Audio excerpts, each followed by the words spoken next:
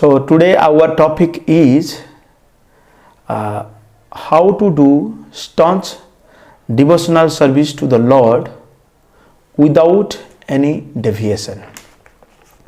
So let's learn it from Srimad Bhagavatam.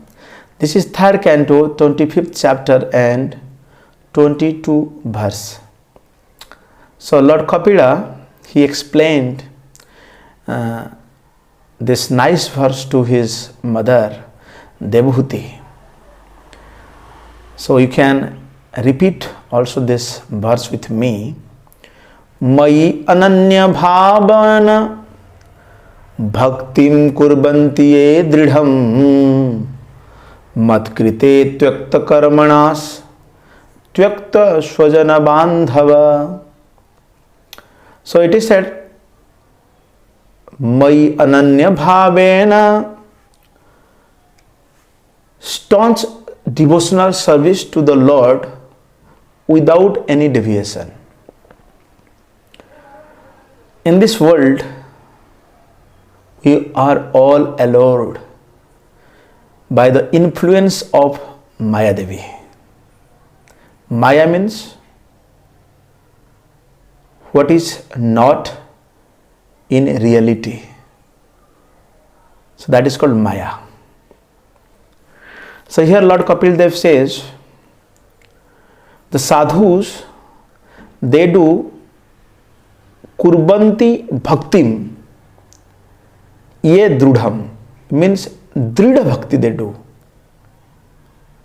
Like our devotional service is not so strong. Sometimes we are influenced. So in the path of devotional service, Bhakti Vinod Thakur, he writes in Madhurya Kadambini, there are 6 stages. The first is Uschayamayi. Uschayamayi means, suppose a Brahmana child, a student, having just begun study of the scriptures, thinks he has immediately become a learned scholar, worthy of everyone's praise. And everybody will glorify that, wow, what a big scholar. Brahmana child thinks like that. Similarly, a person just beginning devotional service may develop the audacity to think he has mastered everything. In the initial stage, every devotee thinks like that, right? So that is called Uschamayi, feel popped up with enthusiasm. The enthusiasm level is so high that he thinks that I will memorize all the shlokas. One of my friend, he joined with me in 2011, that time we were in training. So I asked him, why have you joined ISKCON? He said that I will study all the Vedic literatures, like the Atra Puranas, all Vedas, I will read. Then I said that first of all, stay in ISKCON. Then slowly, gradually you will complete of your study. But unfortunately, he left ISKCON after 1 month. That 1 month he had that such enthusiasm that he thought that I will complete, but he left. The second is called Ghana Tarala. So these are Anishtha Bhajana, means Anishtita Bhajan, right? So Ghanatala means the same child sometimes becomes diligently engaged in his studies, and yet other times, because of inability to understand the scriptures and lack of real taste, become negligent. Ghanatara means sometimes solid, sometimes liquid. New devotees, they practice the different activities of devotional service and sometimes neglect them. Sometimes we finish our 16 round chanting very enthusiastically, but sometimes we could not. Sometimes it happened. Sometimes you think that I will study today Bhagavad Gita, Bhagavatam, but we fail to read, right? So this is called Ghanatarala. So then third is called Bhula Vikalpa. Bhula Vikalpa means, shall I just spend my life happily in family life, making my wife and children Krishna conscious and worshipping the Lord? Yes. Most of the parents, when they come to ISKCON, because their sons, they have dedicated their life for propagating this Krishna consciousness activity. Their parents will say, Beta, why you are staying here? Please, come back to home. We will build a temple for you. We will have our daughter-in-law. We will have grandchildren. Happy life. Please come back. Right? So in this way, a devotee thinks, he makes his plan. Right? Should I give them all off or go to Vrindavan, perfect my life by engaging full time in hearing and chanting with no distractions? Shall I wait until the last stage after enjoying all sorts of pleasures? When I have finally understood that the whole material world is simply a forest fire or appellation. So in this way, the devotee makes plan. Sometimes such devotional service is incompatibility in nature. Right? So some of the verses are in Bhula Vikalpa stage are there. Yo payati sanairmaya yo siddheva vinirmita tam ikhyatatmana mrityum trinai kupam ivavritam. So in third canto it is mentioned, yo payati sanairmaya means Maya in the form of woman. Maya Yoshit, created by the Lord, Deva Binirmita approaches the man gently. One should see her as dead, like a well covered with grass. Sometimes the well, if it is covered with grass and trees and creepers, a man may fall down in that well and could not survive. Then another Bhula Vikalpa, like the example is Vat Maharaj. Bharat, who longed to serve the Lord, he had a great desire, intense desire to serve the Lord. He left everything, his kingdom, his wives, his neighbors, everyone he left. How he left? Like Malabat.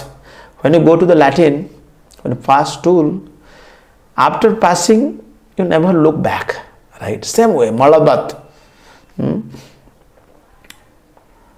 So in the young age, he left everything. His friends, kingdom, right? Everything left. But should I thus give up unreliable family life while still young? Sometimes people think like that. Bharat Maharaj left, but the devotees think like that. Should I leave? This is called Bhula Vikalpa. On the other hand, it is not proper to renounce immediately. Sometimes he like things like that. So in this way, Bhula Vikalpa has so many ways. You think in different ways how to left Krishna consciousness. Then fourth is called Vishaya Sangara. Vishaya Sangara means when our heart is absorbed in materialism, is far from obtaining devotion to Krishna, Vishnu. Sometimes, suppose a man is going towards east to obtain something, but that object is not in the east side, that is in the west side, right? मिलेगा? Never. कभी नहीं मिलेगा, because that is in the west. You are searching in the east side. So the material enjoyment is forcibly far from obtaining away and impairing his steadiness in serving Krishna. The devotee resolves to renounce his addictions and take shelter of the holy name. Right? Holy name. So sometimes his attempts at renunciation often end in enjoying what he is trying to renounce. Right? So, Vaidhi sadhana, so Krishna's instructions to such sadhakas is this ongoing battle with his previously acquired desires for sense pleasure, in which he sometimes meets with victory and sometimes with defeat, is called Vishaya Sangara.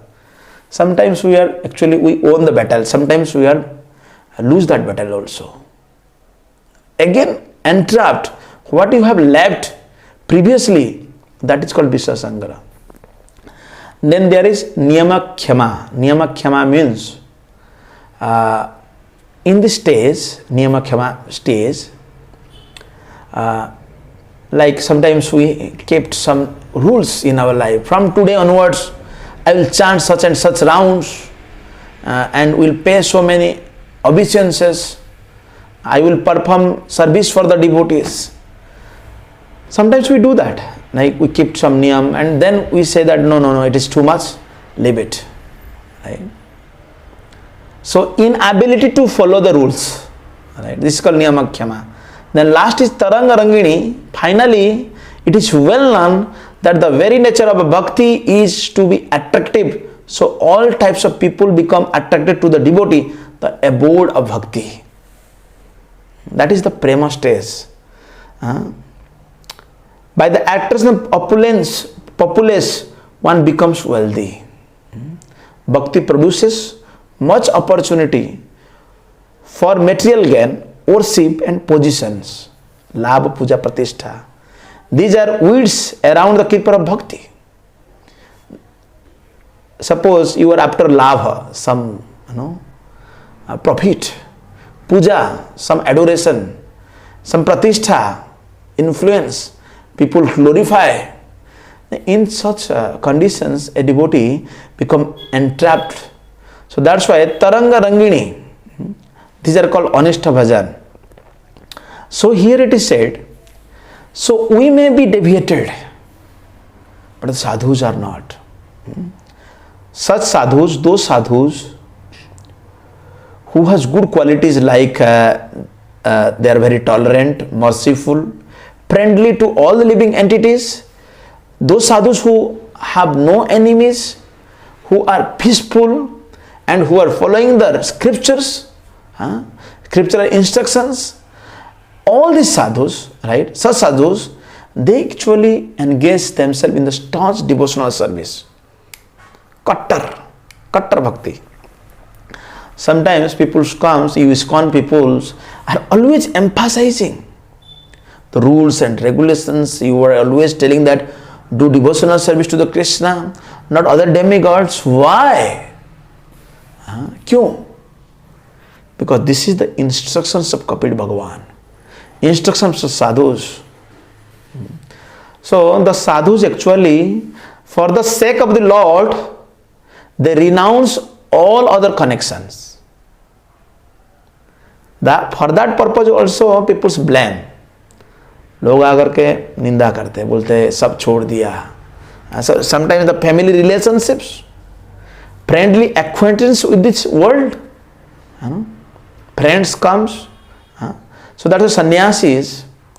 They are called also sadhu because they have renounced everything, their home, comfort zone, right? Sadhu means we should not stay in the comfort zone always. Yes. Yad agad aranyam, Chaitanya Mahaprabhu left everything and just he went to Vrindavan, right? It's comfort. So comfort zone, aram haram hai. Comfort zone where you are staying every day, you have the same home, same bed, same fan, same pillow, same bed cover. All these things are set up in your life. You're comfortably situated. But sadhus left it. Once I saw my Guru Maharaj, he went to Ujjain Kumbh Mela. So that evening, because the tent was new, right? And devotees, that the initial days of that Kumbh Mela. So Maharaj came and he wanted to stay a night in that tent. There is no such facility, like the bathroom was not there, the facilities were not there, but Maharaj stayed there night. Yes. I saw that how they left everything, the comfort zone in their life. They are always traveling, going to different temples and inspiring the devotees.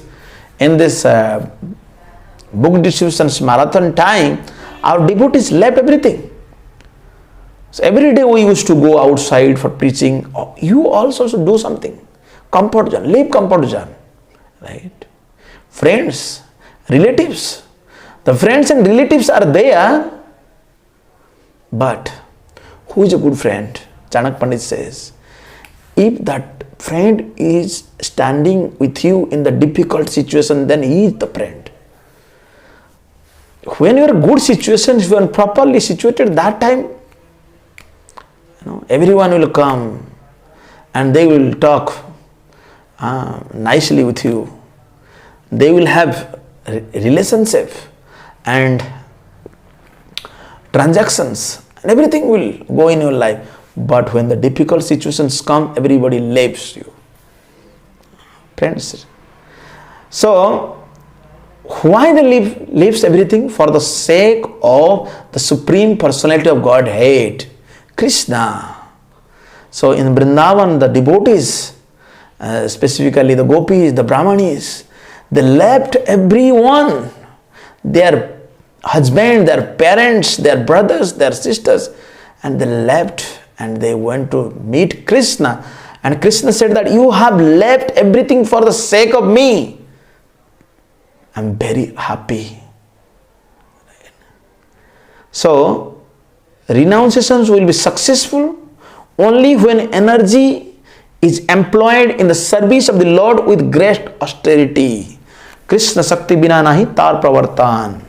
Krishna Shakti for the Krishna's pleasure. Krishna के लिए छोड़ना है, right?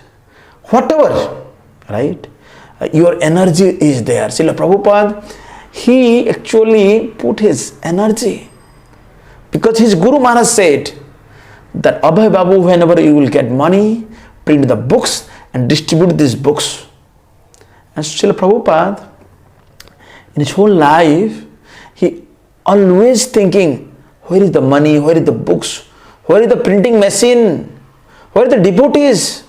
Those are going outside every day for book distribution, right? So that's why when our energy employed in the service of the Lord, Bhagwan ki seva ke liye, from the morning to evening, Brahma Muhurta to up to till the night, all the energy must be employed in the service of Krishna. Krishna ke liye karna hai. Mother Yashoda, Nanda Baba, all the devotees, they all actually with love and affection, they serve Krishna. Therefore, bhaktim kurbanti ye dridham. Dridham means strongly. Dridham, bhaktim kurbanti ye dridham. Drudha bhakti. A person who is seriously engaged in the service of the Lord and is the renounced of life is a sadhu. He is sadhu.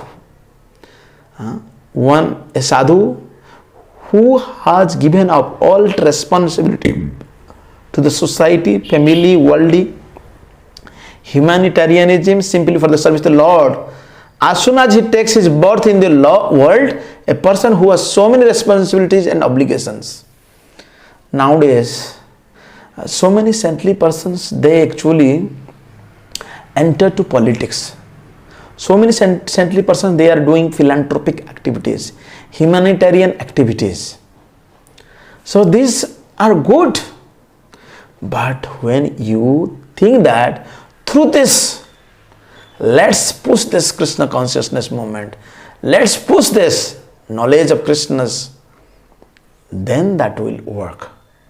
Otherwise, so-called responsibilities and obligations towards the society, to the public, is not helpful, right?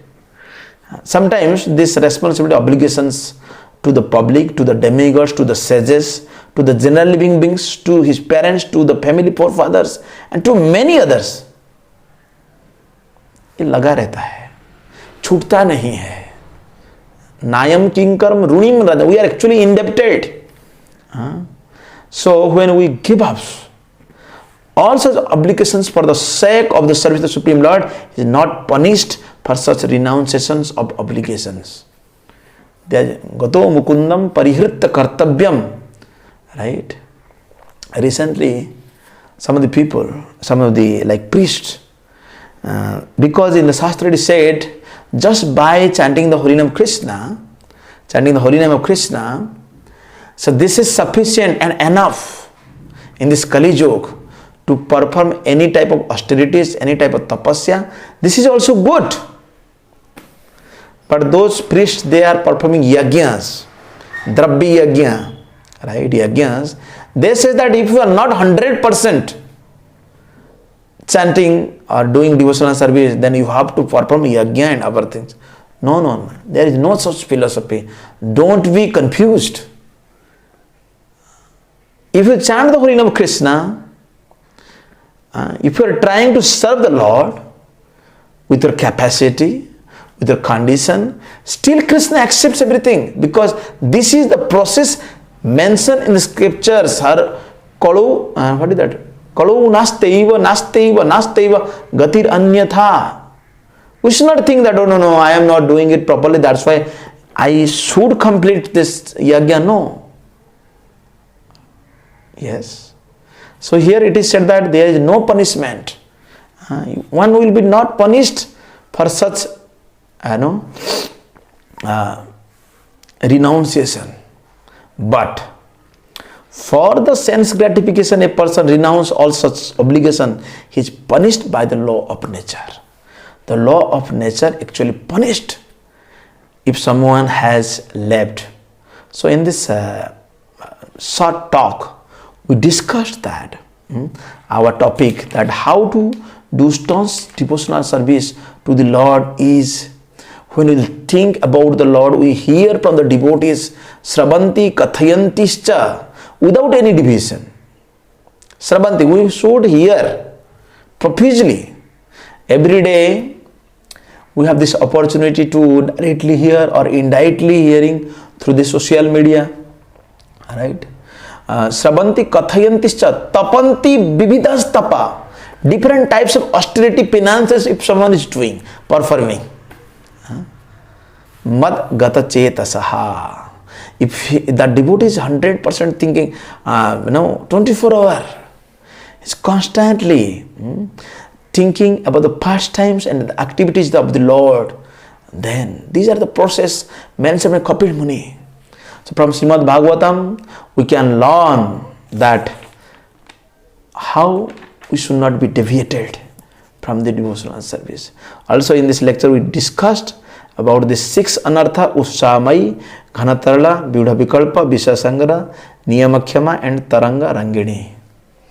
I hope these lectures will be helpful for you to understand devotional services. My everyday lectures in Google Meet, and if you want to serve with us, and then please come and spend some time in our temple, in our center here in Virar and Juhu, and learn how to distribute the books, you must have also patience, learn it. Thank you very much for hearing with patience. Hare Krishna. Jagadguru Srila Prabhupada ki Jai.